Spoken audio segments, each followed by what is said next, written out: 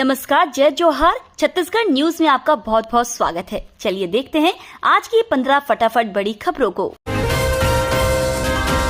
छत्तीसगढ़ में बड़े स्टील कारोबारी पर इनकम टैक्स का छापा। चुनाव से पहले छत्तीसगढ़ में एक बार फिर इनकम टैक्स की टीम पहुंची है। इनकम टैक्स की टीम ने राजधानी रायपुर के स्वर्ण भूमि कॉलोनी में रहने वाले स्टील कारोबारी राकेश अग्रवाल के घर और दफ्तर पर छापा मारा है। उन पर टैक्स में चोरी का आरोप है।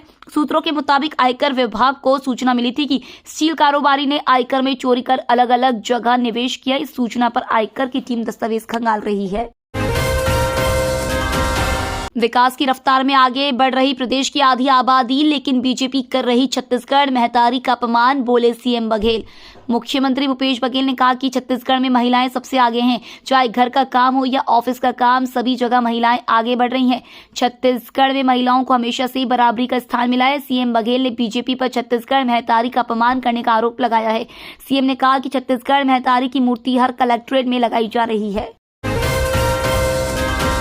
सीएम बघेल के गढ़ में जनसभा को संबोधित करेंगी स्मृति ईरानी। केंद्रीय मंत्री स्मृति ईरानी विधानसभा चुनावों में हुंकार भरने, जहां वह बीजेपी के परिवर्तन यात्रा में शामिल होंगी। इस दौरान स्मृति ईरानी मुख्यमंत्री भूपेश बघेल की पारंपरिक सीट मानी जाने वाली पाटन में एक जनसभा को संबोधित करेंगी। उनके इस दौरे को सियासी दृष्टिकोण से काफी अहम माना जा रहा है, क्योंकि मंगलवार को ही उनकी चिर प्रतिद्वंदी कांग्रेस की राष्ट्रीय महासचिव प्रियंका गांधी भी दुर्ग जिले के भिलाई में एक जनसभा को संबोधित करेंगी।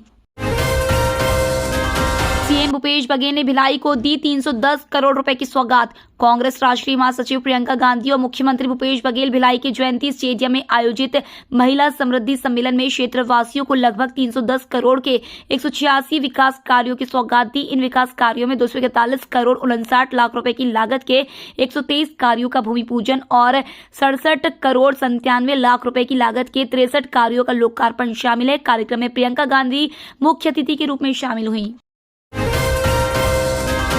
2024 के चुनाव में लागू करें महिला आरक्षण बिल।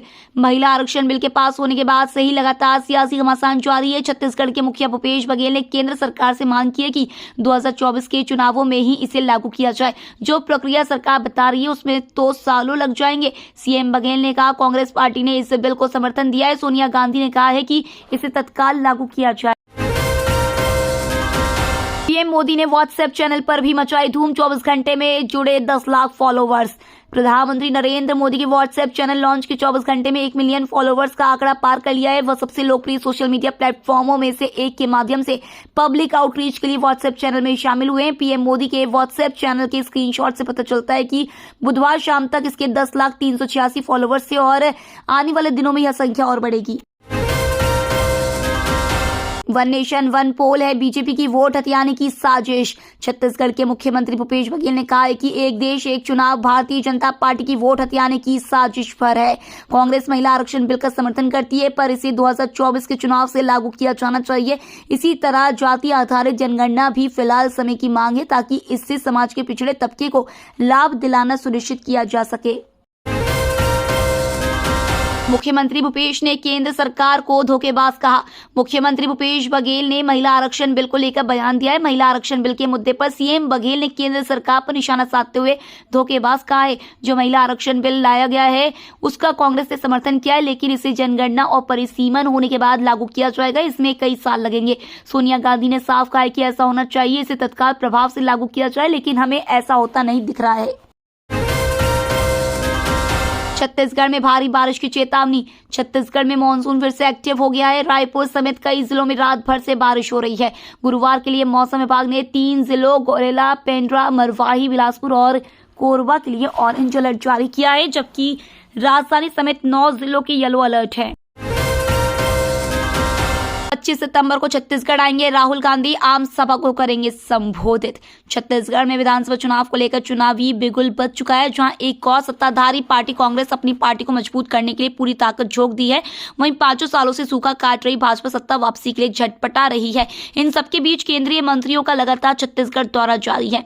इस बीच 25 सितंबर को एक बार फिर राहुल गांधी छत्तीसगढ़ दौरे पर आ रहे हैं। जानकारी के अनुसार वे 25 सितंबर को तखतपुर में सभा को संबोधित करेंगे।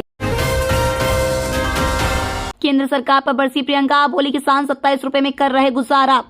कांग्रेस महासचिव प्रियंका गांधी ने भिलाई के जयंती स्टेडियम में आयोजित महिला समृद्धि सम्मेलन को संबोधित करते हुए केंद्र सरकार पर हमला किया। महंगाई, बेरोजगारी और मोदी सरकार की नीतियों को लेकर केंद्र सरकार पर जमकर निशाना साधा।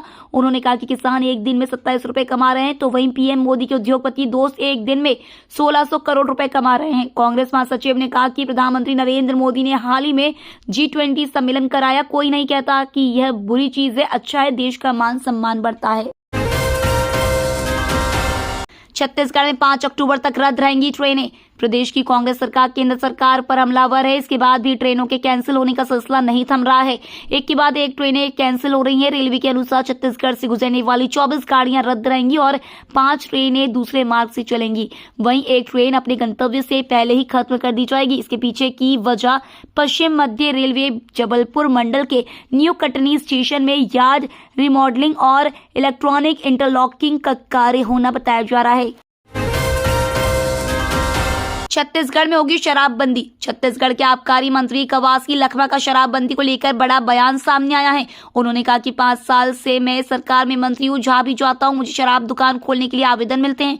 शराब दुकान बंद करने एक भी आवेदन नहीं मिला है। प्रदेश में शराबबंदी कभी नहीं होगी। कवासी लखमा ने मीडिया से चर्चा में शराबबंदी नहीं हो पाने की वजह बताते हुए कहा कि कोरोना काल के दौरान 2 महीने के लिए शराब दुकान बंद कर दिया था, जिसकी वजह से दूसरी शराब पीने से रायपुर और बिलासपुर में 6 लोगों की मौत हुई। रायगढ़ में डेंगू को लेकर हंगामा। रायगढ़ में बढ़ते डेंगू मरीजों की संख्या ने लोगों को चिंतित कर दिया है। शहर के सर्व समाज ने एक बैठक बुलाई, जिसमें सभी दलों और समाज के लोग शामिल हुए और कलेक्टर को इस बारे में ज्ञापन देने पर सहमति बनी। लेकिन कलेक्ट्रेट पहुंचते ही मामला कांग्रेस भाजपा का हो गया और दोनों पार्टियों के लोग आपस में भिड़ गए। 1 करोड़ 5 लाख किसानों को मिलेंगे केसीसी, ऋण लेना होगा आसान। केंद्रीय वित्त मंत्री निर्मला सीतारमण और केंद्रीय कृषि मंत्री नरेंद्र सिंह तोमर ने केसीसी घर घर अभियान की शुरुआत की है। इसका लक्ष्य देश के प्रत्येक किसान तक केसीसी का लाभ पहुंचाना है। जिन किसानों के पास अब तक केसीसी की सुविधा नहीं है, उन्हें इससे जोड़ने के लिए सरकार की ओर से केसीसी अभियान चलाया जा रहा है। यह केसीसी अभियान 1 अक्टूबर से शुरू किया जाएगा, जो 31 दिसंबर 2023 तक जारी रहेगा। अभियान के तहत यह सुनिश्चित किया जाएगा कि बिना किसी परेशानी के किसानों को आसानी से केसीसी की सुविधा उपलब्ध हो सके। ये तो थी आज की बड़ी खबरें। डेली खबरों से अपडेट रहने के लिए चैनल सब्सक्राइब करना बिल्कुल ना भूलें। धन्यवाद।